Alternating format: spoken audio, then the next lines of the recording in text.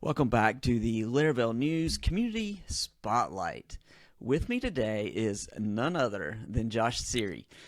Josh is a YouTuber, works for Laravel, been around for years, I think. And I just want to welcome to the show. So welcome, Josh. And if I missed anything, let us know just a little about yourself. Yeah, no, thanks so much, Eric. I'm excited to be here. Huge fan of the show and just all that you do with Laravel News and all that Laravel News does. But yeah, years might be an understatement. I feel like I'm one of the newbies to like the Laravel community. I didn't really start chatting or really connecting to much people until about a year ago now, or like November of last year was when I started like, hey, I'm going to take this a little bit more seriously. But yeah, I live in Phoenix, Arizona. I'm a dad, I'm a husband, and I work at Laravel, but I also and just love making videos, specifically developer content videos and just videos in general. I kind of started making videos before I even got into making developer content videos. But yeah, that's a pretty good introduction for me, I think. That's awesome. I don't know. It seems more than a year, but maybe it's wild how, like, I guess in that last year you've just sort of been everywhere across every single feed I have. So maybe that's why I'm thinking it's longer than it actually is.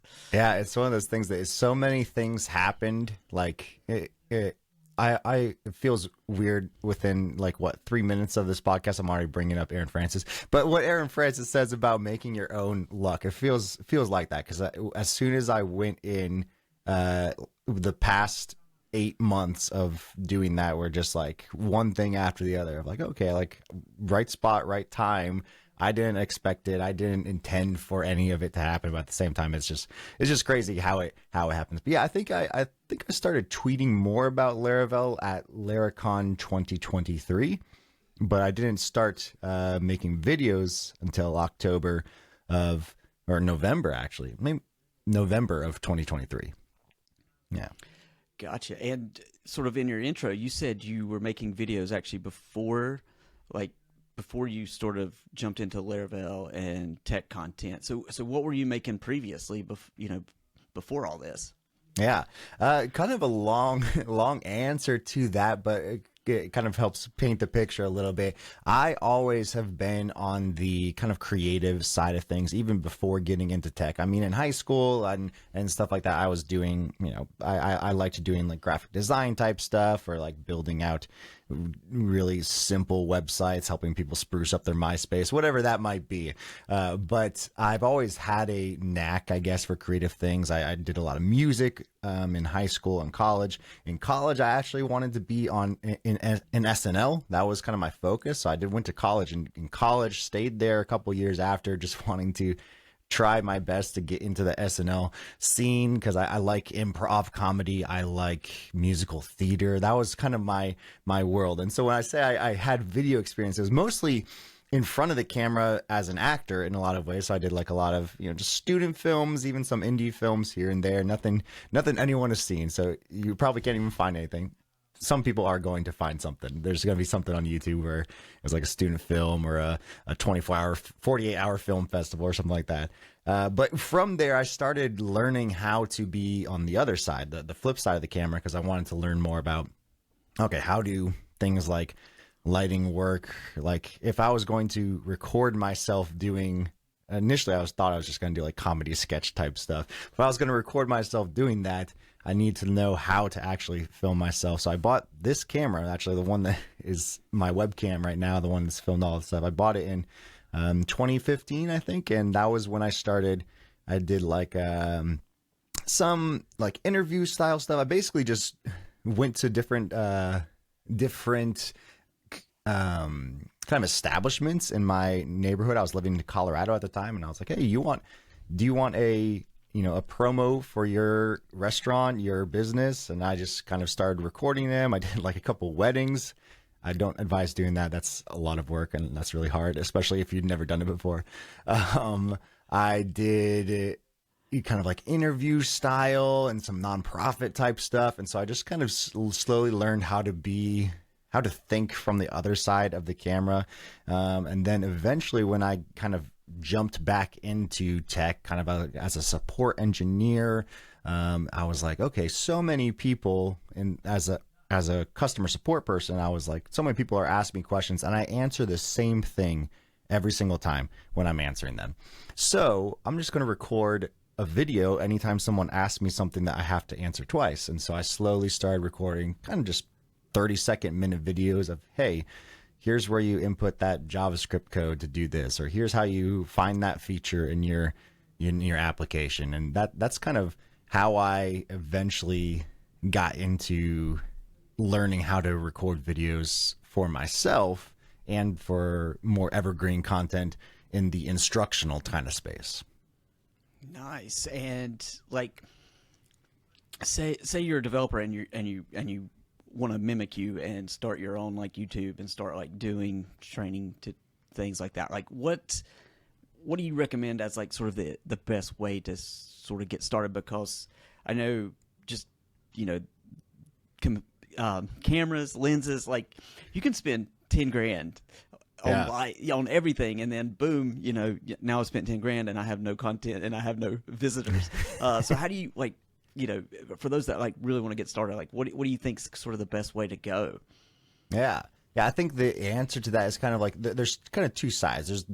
There's the equipment side, and then there's the actual content side. And so I think to answer like the equipment side, I'm a big proponent of just use what you have. Like, it's a reason why I have plans to update my camera, and when I'm moving in the next couple of months, I have a lot bigger plans to like set up a studio. But even just this year, I moved from my house into this office and got the chance to set things up a lot better. And I learned a lot from that. But I've always been a big proponent of like use what you have. So if that's just your iPhone, for example, or any phone that you just have lying around, use that to start. Like that would be my goal. Like and I think like you learn a lot to use the things that you have. So the more you can learn, okay, what is lighting like what is 3-point lighting with a key light and a fill light and some hair light, like if you learn that, you can do that with a lamp that you have at your house, or just a window that you record during the daytime and use that as your sun. Like there's so many things that you can learn without having to spend money. Of course, it makes it nice when you can, but if you're just getting started, I think using what you have is great. If I was going to spend any money as a beginner, if I had nothing, it would be on a microphone, probably not something like this, but there are fantastic options for $50 to $100, and some even cheaper that still work really great. But even just something like the wired ear pods like work great for that. So wired ear pods and a phone get you 90% of the way there, I think. In terms of content, I always have my thing is I like making things that I know I would watch. And it sounds kind of like either cliche or just maybe like maybe self-indulgent in a lot of ways. Like, oh yeah, my wife will come by and I'm like watching one of my videos. I'm like, oh, okay, I said that weird, or like that was actually really good. I don't remember saying that. She's like, why are you watching yourself? But it's one of those things that if you are a consumer of the content you want to make, you're going to know, one, just what resonates with people who are also in your same mindset. But two, you're also going to have more enjoyment in making it too, because there's so many things I'm like, oh, like I found this new tool, and that's probably why you like doing Laravel news. And like, I don't know, I know some of your story, but like there's so many things I'll find something on Laravel news. I'm like, that's a really cool tool. Like more people should know about this, and I would want to know about it as well. How does it work? What are the things that it goes with it? And so, if I watch so much YouTube, and I think that is one of the reasons why, even though I have a relatively small channel and I've seen a little bit of success with it in the past year, I think it's largely because I am, one, taking it seriously, but two, I watch a lot of YouTube. And so I know kind of just what I would want. Where do I fit in, and what are the stuff that I like seeing and like building? That's that last statement's really true because like I'm terrible. I don't watch a whole lot of YouTube, but I will waste hours watching Instagram reels, Yeah. just from everything. And so like when I'm going to go create something, like I feel like I can throw out an Instagram reel like super quick with it's like it's already ingrained. Hey, this is what people are watching. This is what people like. Yeah. So that I think that's a really big key and really important. What you just touched on is like watch what you enjoy, and then don't copy, but mimic what's Yeah. working for other people. And I think that might be sort of a huge key as far as getting started and just getting those first viewers coming over. Yeah, exactly. And like it's I think it's evident in the reels that you make. For example, it's probably evident that I don't watch a lot of reels because I don't make any. I don't get it in a lot of ways. I mean, I watch like sketch comedy reels, but I haven't figured out a way that I want to make that within coding or instructional videos. But yeah, I kind of learned PHP and Laravel through Jeffrey Way, and a lot of how I talk, it's not intentionally mimicking him, but a lot of how I have learned how to describe things as I'm coding comes a lot from like how I just perceived how he said things and stuff like that. And so I think it's a lot of you learn how to infuse your own personality, infuse your own style, but you also learn, what actually not just works, but what actually is perceived as good. There's a reason why, the reels that you see or, the top YouTubers, there's a reason why they're there. And you can learn from that. That's the biggest thing. That's true. How about getting comfortable in front of the camera? You got any tips there? Because like I noticed when I first so I've only been doing YouTube, man, probably less than you. I think we started at the end of last year, but Yeah. if I go back and watch my original ones, I'm so jumpy and fidgety and like, and I still struggle with how I describe things and how I say things. But I am getting a little more comfortable. But it's still that's so foreign to me. Is like staring into this thing and me speaking, and I got my family in the other room judging me probably. Oh man. Yeah, I definitely feel that, because even in like if I was to watch a video that I did 2 months ago or even like a week ago, I'm like, oh man, I've gotten so much better. Because I think it's true. The more you do something, the better you get at it. And it sounds like that's kind of like a cop out answer in a way of just do it more. But I think that's really the thing that I've learned how to do it more. Of course, it helped that I had some experience in front of the camera, but having something scripted and kind of using that is a lot different, at least in my perspective, than doing how I record it. For example, I don't script anything. If anything, it eventually becomes scripted for like the introduction and maybe outro, and that's the one that I'll probably spend the most time on of just kind of saying it over and over. I'm like, okay, no, it doesn't sound right, and I kind of, if you were to take a look at my raw video files, it's probably half of it is just the 30-second introduction, and then the rest of the half is just my the actual video portion. But I think I've gotten better just from doing it over and over, because you learn eventually, one, how to formulate sentences, and if you like scripting things, I think that's fine too. I've tried it both ways of writing out a whole script and doing that. I've tried recording just my voice over the screen and doing those separately, and I've learned I just like doing it all at once, mostly because then I don't have to do 2 takes or do more work than I want to do. I try to do everything as quickly as possible. But yeah, I think both time and commitment of putting it in, and also just, this sounds weird again, but I think I really relate it to sports. So I played a lot of sports growing up in high school and even college. I played soccer and stuff like that. And the better you get, or even if you want to take a look at a skill like learning a musical instrument or learning any type of skill or talent, there's some form of natural ability for most people. But at the same time, the better you get at it is because of, one, how much you or how often you do it, and then 2, how you can learn from what you've done in the past. So if I was just starting out and I had never done any kind of video, I would probably make 10 videos and then look back and say, okay, what could I do better at the last one and the last 2 and the last 3, last 4, and learn how to learn from myself in a lot of ways. And I think that's been the biggest key is it's almost like watching film, I guess. And if you've done any of that within sports or you hear about it in movies, like, yeah, so everyone will just kind of like watch their last game. Where did I make mistakes? Where did I go wrong? And yeah, I think that's the fun part for me. I'll look back through a video, even after I've published it on YouTube, after I've done editing it, publish it on YouTube, and be like, that sounded weird. Maybe I won't, I won't wave my hands as much. That one, I try to do it, but I still do it. But yeah. I do that a lot too. I get very animated with the hands. Oh yeah. So I was going to say, to sort of transition to being behind the camera, and I know you talked about scripting and not scripting, and everybody has their preferences. But you just did a video that I thought was crazy. You use OBS for all your YouTube videos. Yep. I guess my question is, number one, why? And number two is, like, are you finding that the easiest way as far as like making the editing easier, all that type stuff? And have you tried anything else, basically? Yeah, no, that's a great question.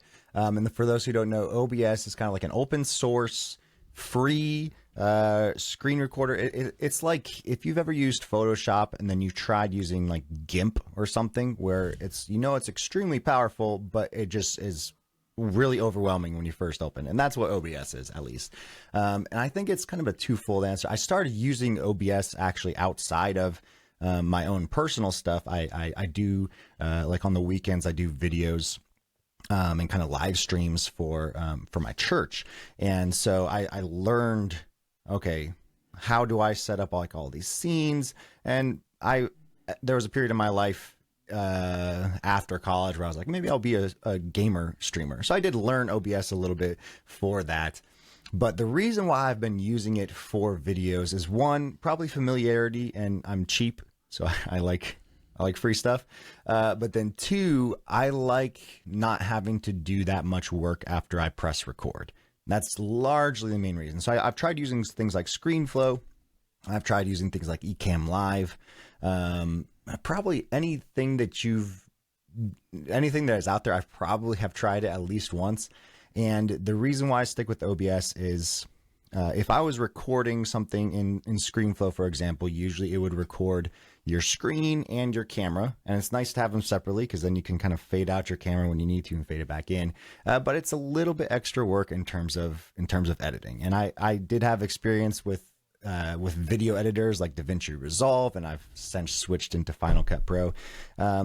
And I was fast enough with that of having shortcuts and templates where, okay, here's my camera, here's the screen, and then when I switch to something else. But I mostly continue to use OBS so that I can do all of that within one video file. So as soon as I stop recording, it's pretty much, it's edited in terms of layout. And now I just have to chop it up to make sure, if I stumbled over my words at some point, or I'm looking at ChatGPT or Stack Overflow because I forgot how to do something, and any period where I'm not talking, I just cut it up automatically, and then that's 90% of the way there for most of my videos. So yeah, I think it largely comes down to how I prefer to make videos quickly, because I think it's kind of stuck in my mind, and maybe it's just because I have little time to do the things that I like to do when it comes to videos, even outside of work. When I'm working on my personal channel, I start recording videos when my kids go to bed or on the weekends. And if I can get 2 or 3 videos recorded in an evening and have 20 minutes editing each one of those, then I don't have to spend that much time like adding too much effects or anything like that. It just looks uniform. It looks like how I would want it, but I don't have to spend that much time. So I might be lazy, or I might be clever. Who knows? But maybe a little bit of both. Yeah, I was gonna say that's my goal with video too. Like, I feel like perfection is sort of the enemy with videos, because you can spend like 4 weeks on a 5-minute video trying to perfect every little thing, and then it's like you just need to publish. And if people like it, then good. If they don't, just read through the topic in like 3 months, because everybody's going to forget about your original one anyway. It's like yeah, Yeah, it's so true. It's like it's one of those things where I would rather. There's so many. It's funny because my most performing videos are said that wrong, but my highest performing video currently is my hey, here's how I set up my VS Code. And it was kind of just like a spur of the moment. Like everyone is always asking me, I always answer it in comments. But I wasn't even in this studio setup. I was in my garage setup, which is just a green screen with my iPhone and a USB microphone. And there's crickets in the background. And I didn't with my green screen, I don't have the same setup in OBS. It's just kind of one scene. And I was like, I don't know if I should publish this. It doesn't look as good as everything else. And now it's like almost 100,000 views, which is my highest video. And I'm like, there's so many things that you wouldn't know. Like if I spent, a week trying to edit that and recording it in perfect scenarios, yeah, it might have done the same thing, but I wouldn't have known immediately. And so now I got to record that in 30 minutes and not have to worry about it since then. So the more you can just publish and not have to think about it or spend time on it, the more you can think about the next one. Reels is one of those things where I am still learning how to. It probably takes me just as long to record a reel as it does like a 30-minute video, because I'm trying to say it perfectly and now I'm chopping it up to a minute.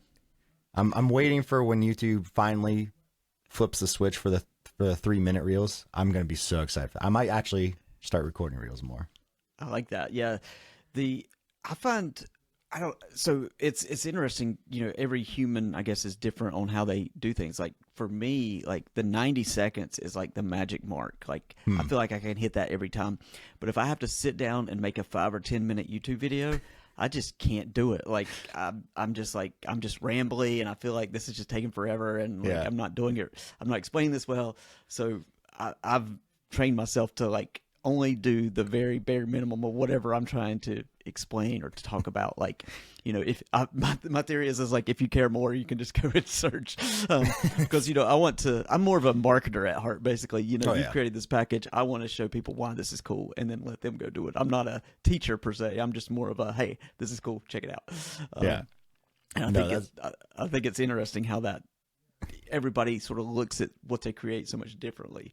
And I think it's good to have both styles, but definitely tutorials are where I feel like, I guess I should ask you this. Do you feel like the content, in the next, say, 5 or 10 years, I feel like the chat GPTs are taking over and we're going to switch more to video content because that can't be duplicated. Like your personality, your teaching style can't be, where just written tutorials can be. What do you think about that?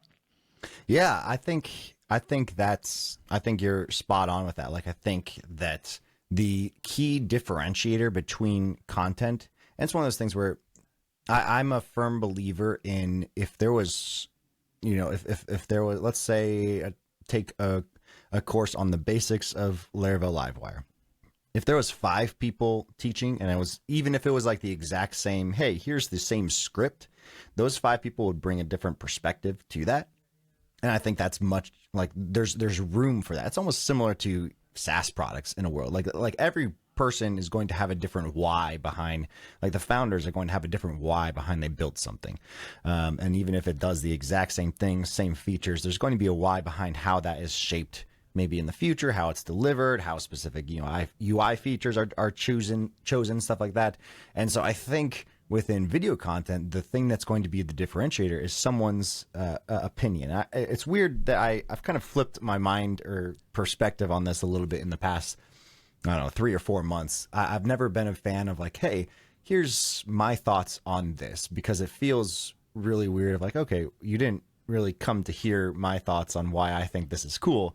But at the same time, it's also what makes you unique too. So I think there's kind of this balance that you can do, that you can present in a tutorial of saying, hey, this might not be the best. I kind of preface it almost in every tutorial I do have, like, I don't know if this is the best way to do this, but this is what I think makes work best sense in my mind.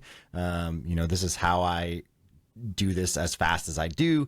And so I think that those types of opinions where it gives the viewer a different perspective of saying, okay, yeah, I didn't think about that way. I think that is what can't be replicated within AI. That's not what that's what I think brings people to video content first and foremost. Like, it depends on how people learn, but most people, you're kind of learning from a twofold piece of you like being, kept engaged and entertained.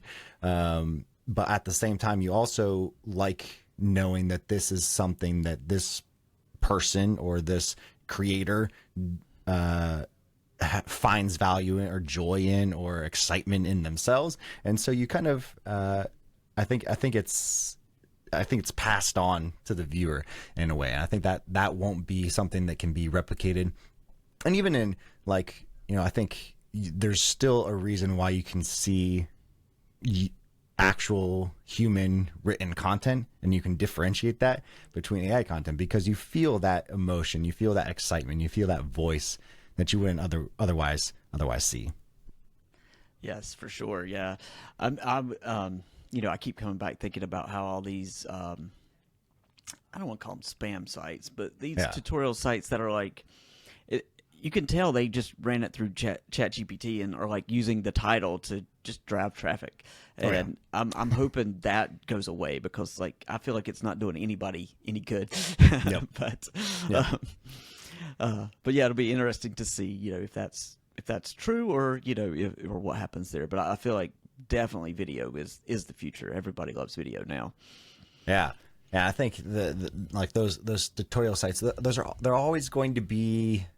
They're always going to be like one dimensional too. It's never going to be usually a practical use case, or I think that's where a lot of the, human written tutorials and also video, especially I think it's opinions, but it's more of like, it's a personal flair in the sense that, okay, you might, here's the documentation and how to do a, specific, a clone copy in Laravel, for example. But at the same time, there's so many choices that you have to make along the way. There's so many like variables that you have to account for. And I think the differentiation comes from knowing that, hey, as I'm building this out, or as I'm teaching this, here's something that I, learned last week. AI can't really do that in that sense of like, hey, this is a new variable that I can account for because I remember 3 years ago I learned this, and UUIDs or something like that. There's so many things that you can say like, okay, it might not be the proper documentational way to do it, but it's also something that maybe someone else is going to see and be like, yeah, I didn't think about that.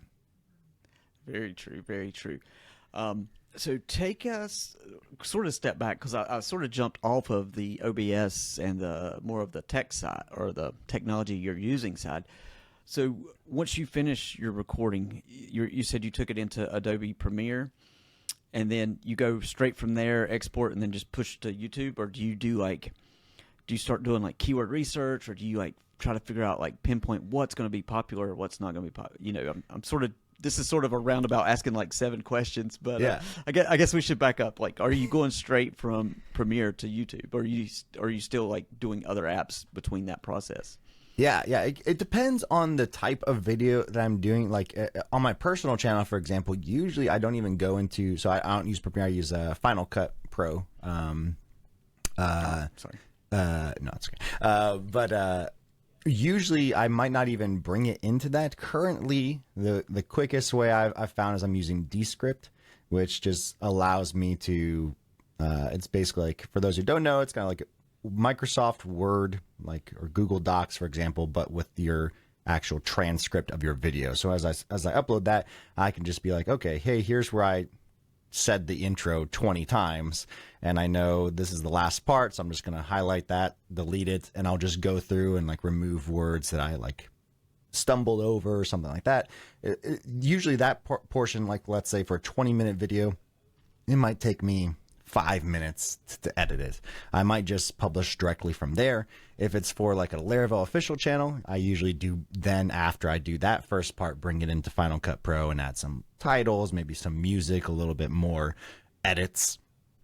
So I try to have a little bit more stylized version for any full-length tutorials that I'm doing, or any Laravel official videos. And then in terms of like keyword research and stuff like that, I really have kind of leaned on, in terms of video ideas, I kind of leaned on two things. One, it's been invaluable. I'm using a tool from Andrew Schmelian. I probably am pronouncing his last name terrible. I'm sorry, Andrew. I think that was pretty cose. He was on here a few weeks ago, so yeah, I'm pretty sure that was close. Yeah. Okay, I'll just call you Andrew S. I'm using a tool suggest.gg from him, and I'm basically, for every video that I publish, I kind of put a link of like, hey, what video should I make next? And it's given me a lot of ideas. Usually they're ones that I'm not as excited. There's some that I'm excited for, but usually those are the ones I'm like, okay, a lot of people watch this. When I get the excitement, I'm going to record those. And I just did one for the Livewire crash course that I did, which is really fun. I've always wanted to do it, but it was definitely a lot more. There was a lot more put into it than I normally would for some of the quick videos. But then in terms of other videos I do, usually they're day of kind of ideas. Either I see something really cool, or I have a whole linear project basically of here's my to-do videos. Like if I was to pull it up, let's see, the top ones right now is I really got a kick out of something that was going on Twitter about node down migrations. So I was like, okay, maybe that would be a cool video. I have Joshua Hanley told me that you should only use computed properties in Livewire. So I'm like, that'd be a really good video. And then there's a couple packages like Prism LLM.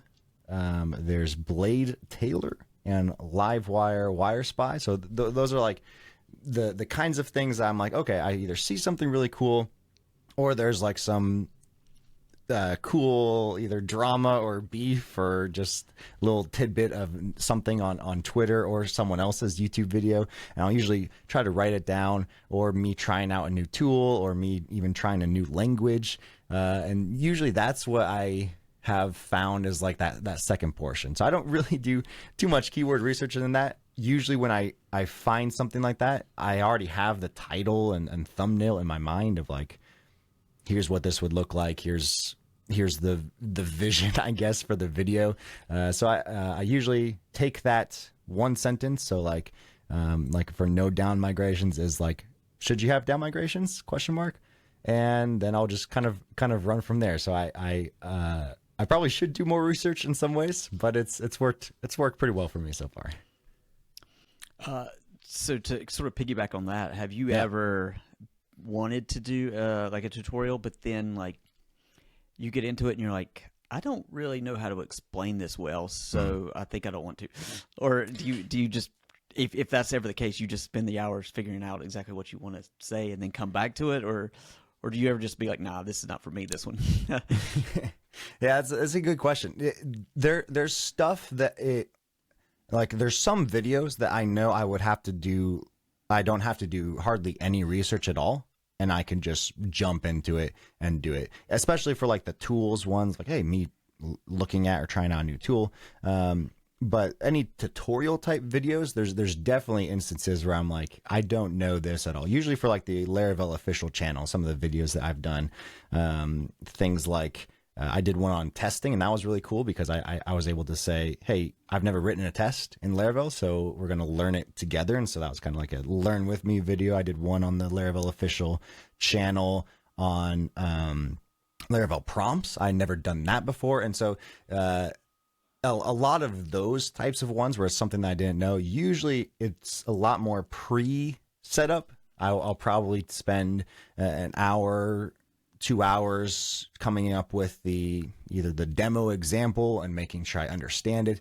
But even as I'm recording, I'm like, okay, is that the right way to say it? Because I always am cognizant of, if I say something, I either want to make sure it's in the documentation somewhere and I'm saying it correctly, or I want to make sure, I'm only leaving specific variables, because I never want to point people in the wrong direction, especially when I'm saying it as a matter of fact. There's been a couple times. There was a video I did on my personal channel a couple weeks ago about you doing infinite scroll within Livewire, and I did the wrong way of doing it. It's not the correct way, because it every time you load, it actually requests a whole new query, and so you're not just adding on to the pieces. And so I was wrong about that, and a bunch of people kind of put it in the comments. But that was kind of my fault for not doing more research than I should have when I did it. Yeah, which that is one of the real big downsides to video versus just written tutorials. Because written tutorials, you just go back and fix whatever. Yeah. And now video, you're like, well, YouTube won't even let me re-upload it. Like the only option I have is to take that one down and put a whole new one up. Yeah. Or come out with part 2, like you said. That works part too. 2. Yeah. So do you do? I know you mentioned live streaming. Do you do live streaming still, or do you have do you, I guess, set live stream hours every week, and like you're big into that now, or is it just more of a side thing when you feel like it? Yeah, it's more of a side thing when I feel like it, mostly because I know that. So like, for those who might know, there's a guy in the JavaScript community. His name's Theo. Kind of maybe a little bit more controversial voice, T3.gg in the field, but there's something really cool that he does, honestly, and it's that he records videos as he streams. So like he does the introduction, he does like the content and everything like that. That's always something that I've wanted to do, just because I feel like when I'm live streaming, usually it's more for me kind of tinkering around or playing around with stuff, and I haven't gotten into the flow of actually being able to do work. And my second half of the job at Laravel is customer support, and I can't really do that on stream either. So it's something that I definitely want to get better at, and eventually I think one of the things I'm going to do as I move into my new studio, I have a lot of big plans to kind of update the production side of things, especially with kind of cameras and multi-camera setup. And what I would love to do is kind of use a live stream to kind of both talk to the community and talk to the people who like watching my videos, but then also use that as a way to record videos too.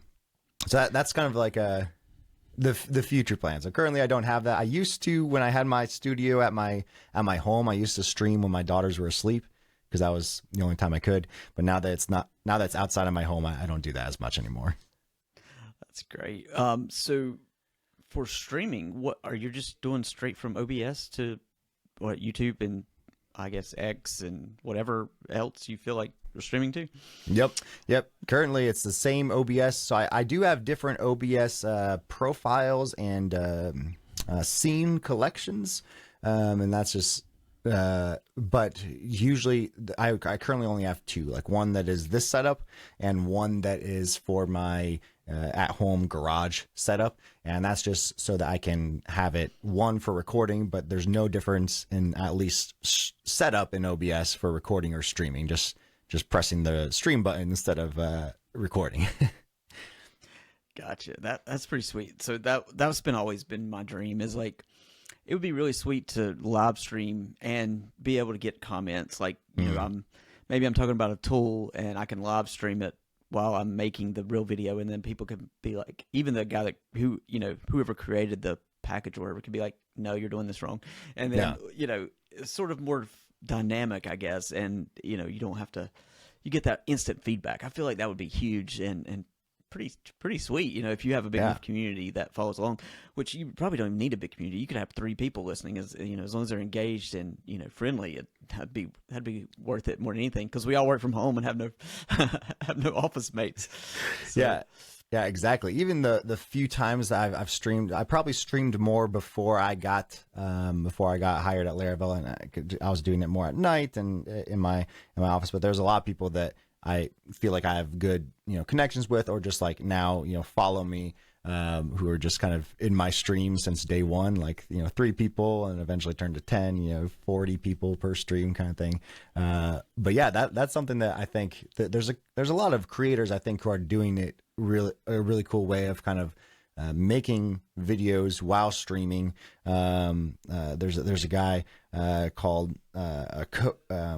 Coding Garden, CJ from the Century Syntax FM team. I followed him for a long time, and a lot of his live streams are like, hey, here's like us learning together, but I have a specific set of, hey, these are the things that we're going to learn. This is the video that we're kind of working on, and I think that's really exciting to me because I like the aspect of, I've always loved live teaching, like in the sense that the least edited version of something is more appealing to myself, and so that's kind of the content that I like to create too. Nice, nice. And I guess to sort of follow back up with the OBS, let's just say I want to duplicate your OBS setup. Yeah, Is that like on GitHub? Like, can I download, I that's don't a good know, question. something and hook up into OBS and it just kind of mimics how you have these cool little scenes and stuff? Or Yeah. is that just basically drag and drop and tinkering and spending 14 years of your life making it? Yeah, no, that's a good question. I don't have it currently on GitHub, but it probably would be pretty simple because I've exported it, and so there's a couple like pictures and stuff like that that you have to do. But yeah, that's a good point. I might put that on put that on GitHub now. Because I have a video where I kind of walk through it, but it was more of like a for those listening, it was kind of more of like an overview of here's how it's set up. I didn't dive into the details of how I did each individual piece. But yeah, I think I could export that, and there's different images that you have to use for like the masking of the camera and kind of like a blur or background kind of thing. But yeah, it wouldn't be too difficult. That's a good idea. That would be awesome because I downloaded OBS and then it just seemed way complicated. So I was like, I'll just close this, and I've not went back to it. It is definitely one of those things where like it's like I don't even remember the first time I opened it. It was probably for some streaming because I used to play a lot of video games and I thought I was going to be, the next video game streamer. I don't have the personality for that. But it was enough to get me to say, okay, this isn't as intimidating as possible. There's some other flavors of OBS that kind of like, since OBS is open source, they add like different UI changes and make it a little bit more approachable. But I haven't found as much, or I just haven't tried them and used them in depth as much. Gotcha. Yeah, I mean, I really like it in theory because like I know a bunch of people are using it. I personally, it feels like 90% of the time I just open up, what is it, screen.studio and just hit record, make a thing, and then I'm like, good enough, export and get some captions and then push it up somewhere. But I would love to have like a real streaming setup because I've noticed, as the more I've used it, the other one you said you started with, what is the name now? ScreenFlow? Yeah. Like it does stuff to my video, the picture of me, and then I'm like having to go and readjust stuff, and I don't know, it needs a big update. But so now, I'm sort of in this limbo stage where I'm, recording off something else and then doing the code through either QuickTime or one of these little apps, and it's just a pain. So having a direct setup in OBS or some app would be amazing.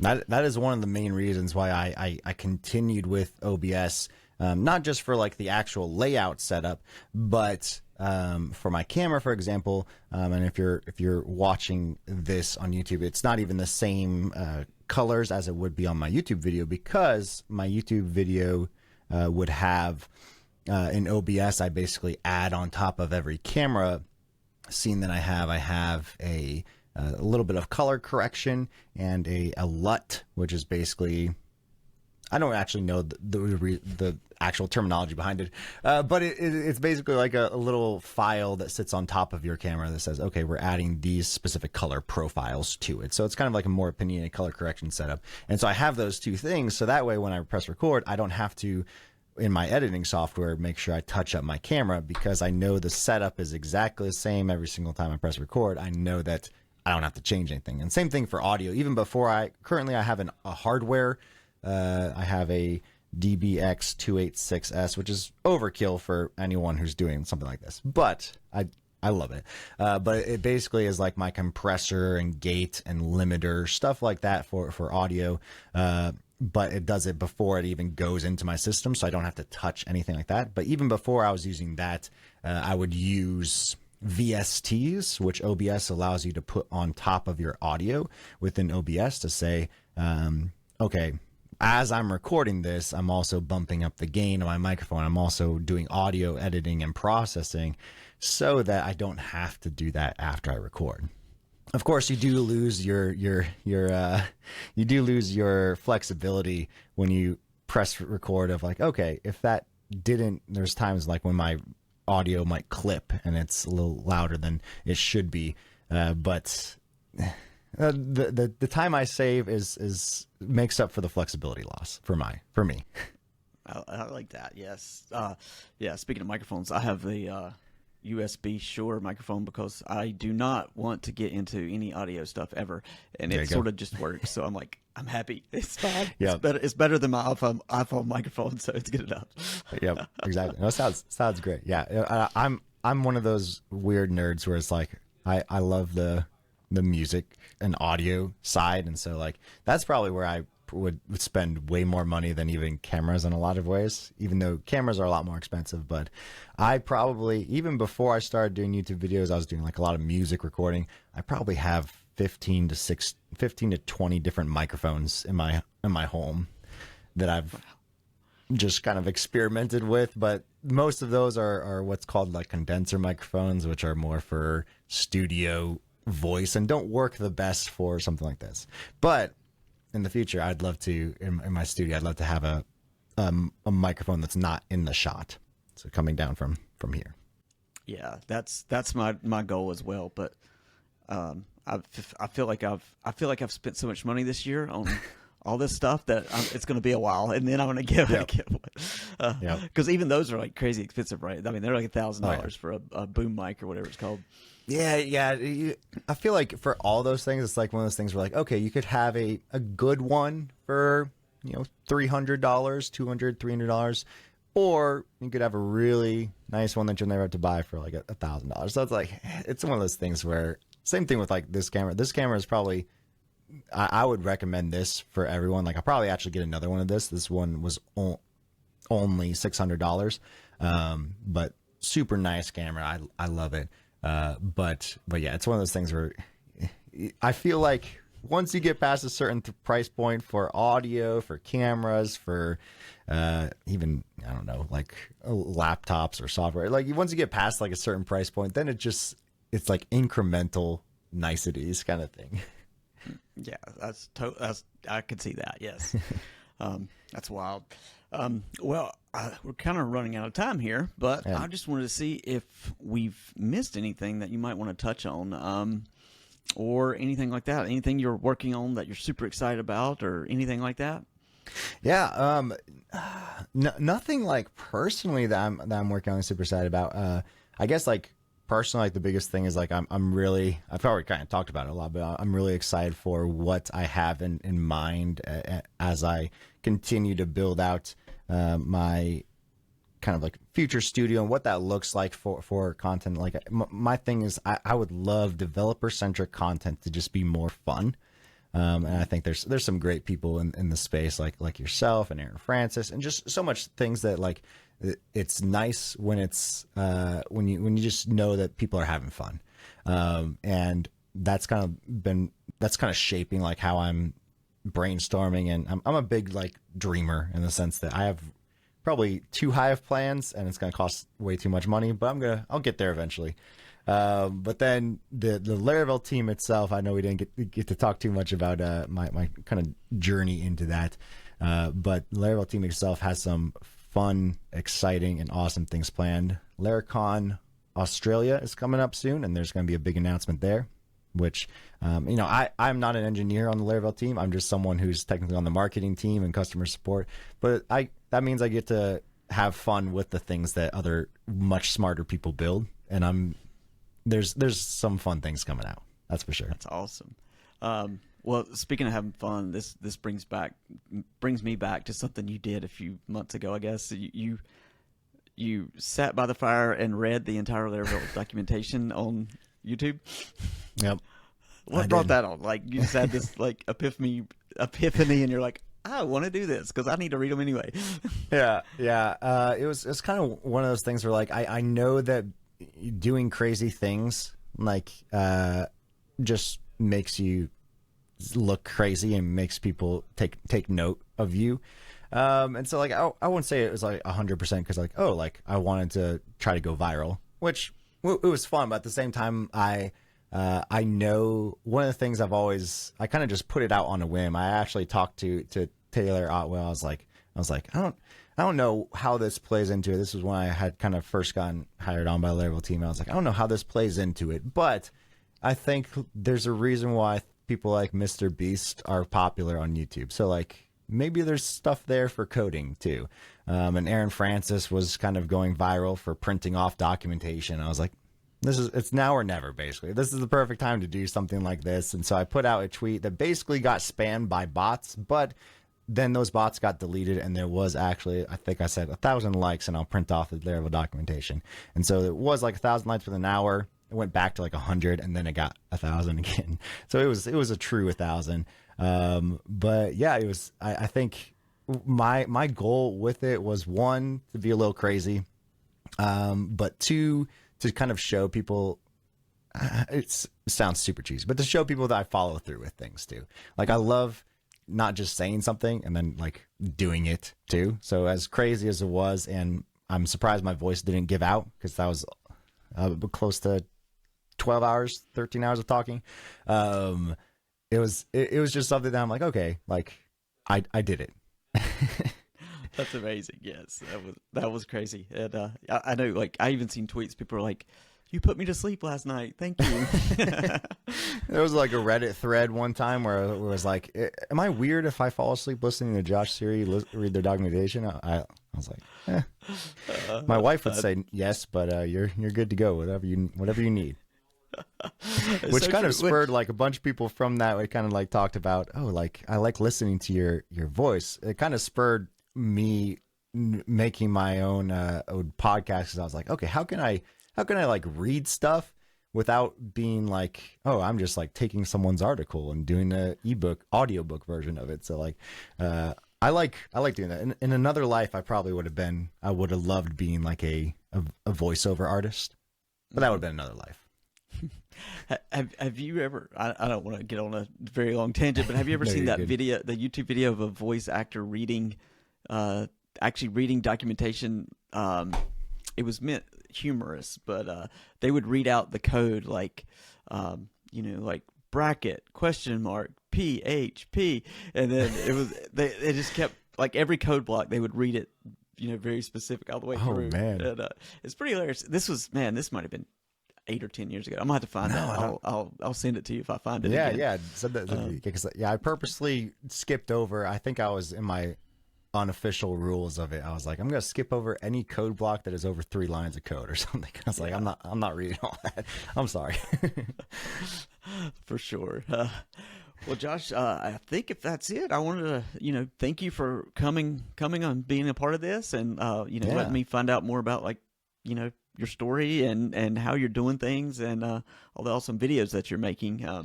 If you're been listening to this show, if you're listening to the show and you haven't checked out Josh's YouTube, definitely check it out. It'll be linked in the show notes, and he's got great tutorials and just doing a fantastic job over on YouTube with the videos. So thanks again for joining us, Josh. Yeah, thank you so much, Eric. It was a pleasure. I loved being here.